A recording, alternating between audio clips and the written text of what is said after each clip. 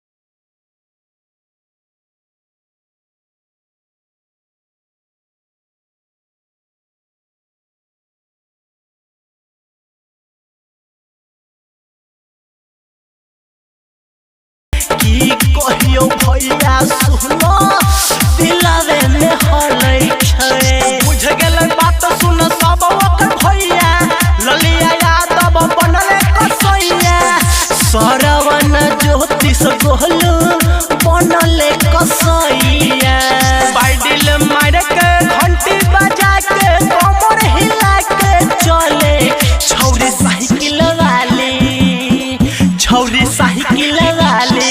गाड़ी के दिलवा भूले जाली छौरी साइकिल वाली गाड़ी के दिलवा भूले जाली छौरी साइकिल वाली।